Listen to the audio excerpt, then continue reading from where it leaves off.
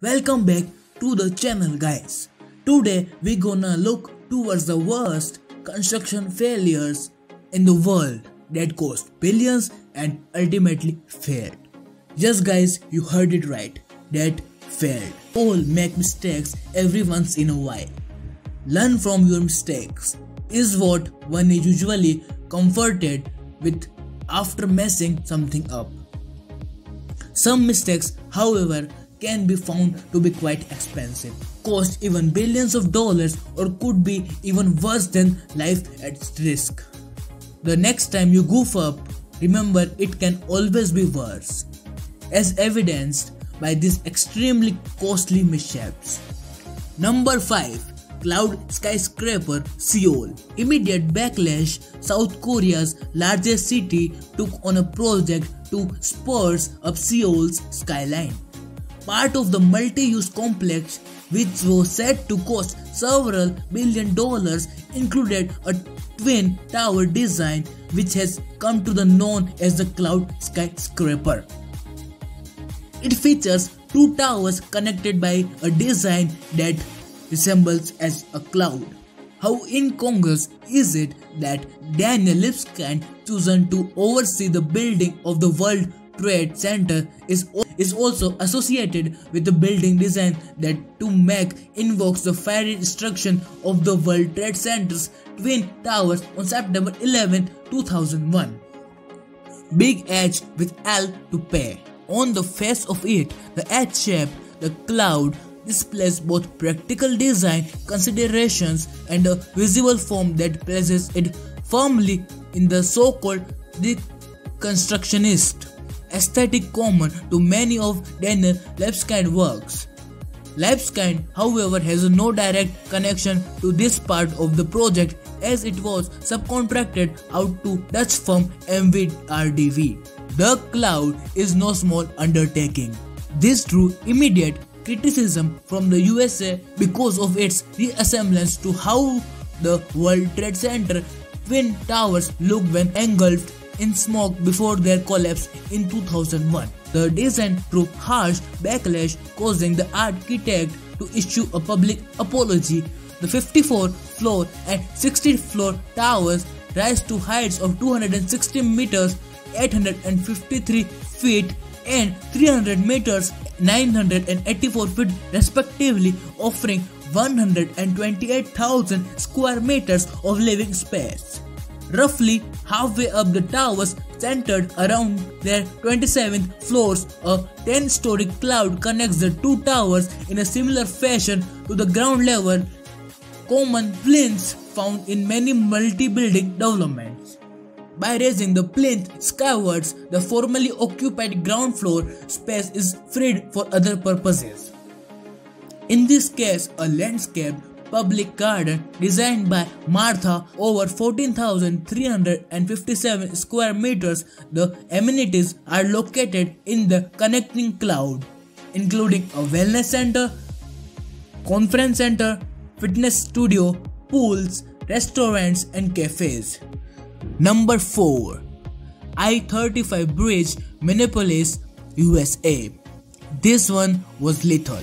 In Wisconsin's largest city, the bridge that spanned across the Mississippi River in Minneapolis, connecting the I-35 freeway, is considered one of the worst architectural failures in modern history. The bridge, which carried 140,000 daily commuters, collapsed on August 1, 2007, taking the lives of 13 people and injured another 145.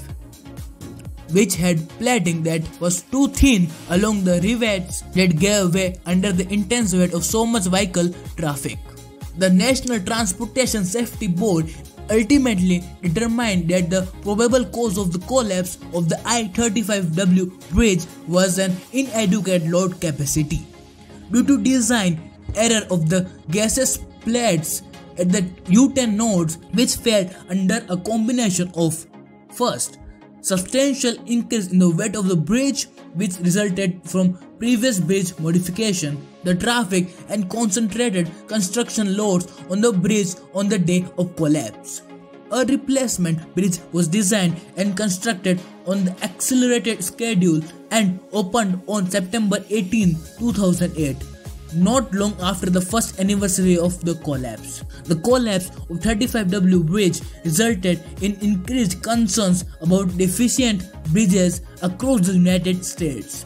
In Minnesota, citizens and government officials alike sought access to amended bridge inspection reports, Federal Highway Administration documents, and the other recorded related to the history, maintenance and safety of 35W bridge and all other bridges. Instead, this guide pulls together many of those reports and links to materials that record the state of Minnesota response to the tragic collapse and its effort to quickly replace that vital link over the Mississippi River. Number 3. Citigroup Center, New York. Why would you build it on stilts? When the Citigroup Center building was built in New York City in 1970, there was not any space, so the architect decided to build over St. Peter's Lutheran Church, which occupied the site. In order to do so, the 915-foot tower was quite literally built on stilts to hang over the church. The structural issue with the Citicorp was discovered in 1978. The skyscraper's chief structural engineer, William, discovered a potential fatal flaw in the building's design. The skyscraper's bolted joints were too weak to withstand 70-mile-per-hour wind gusts. With hurricane season fast approaching, William took no chances. From the offset, it's pretty apparent to most people that this design seems really flawed. But developers pressed on with construction, ultimately building a skyscraper that was susceptible to toppling over the first sign of a major storm or hurricane. However, the Citicorp Center was fixed. During a series of confidential meetings with the architect Hugh Stubbins, the Citicorp board, and Citicorp's engineer Le Mesurier outlined his plan. Fix the braces by welding 50 mm thick steel plates across the splice connection on over 200 of the bolted joints. Number 2. Lotus Riverside foundations turned to mud. Shanghai Yongxin Construction built the Lotus Riverside starting in 2007 and finishing in 2009. A complex made up of 11 buildings, each of the 13 stories tall, all for residential use. It was seen as a great success in the city with major housing needs. Unfortunately, the architects did not do the best planning job as they began to build an underground garage near the complex, excavating the earth, which allowed water from the nearby river to seep in and turned the foundation of Lotus Riverside into the mud, which caused the collapse of tower, which led to 120 families to move from their homes and stay in hotels that were paid by the local government. Cost of needs and the labor had been wasted due to destruction of the Lotus Riverside. Could this have been avoided? The investigation team came to the conclusion that the earth below the building could withstand a mound of saturated soil up to 16.5 feet. Therefore, this could have been avoided if the contractor did not stack the soil higher than 16.5 feet.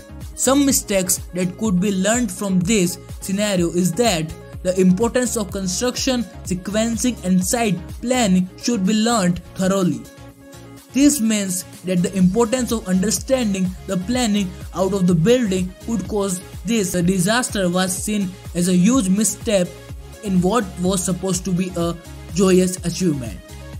Number 1. Yugyeong Hotel, Pyongyang, incomplete after 3 decades. This giant tower will long be considered an embarrassment to the country that is very cognizant of its image to the rest of the world. Dating back to 1992, when the construction began, Yugyeong Hotel has been plagued with constant issues. 1,083-foot hotel has yet to be completed nearly 3 decades later. The hotel has not only been a time-consuming failure of the project, but has accounted for 2% of the country's entire GDP over that time of span. It's safe to say that this hotel has been more headache than it's worth.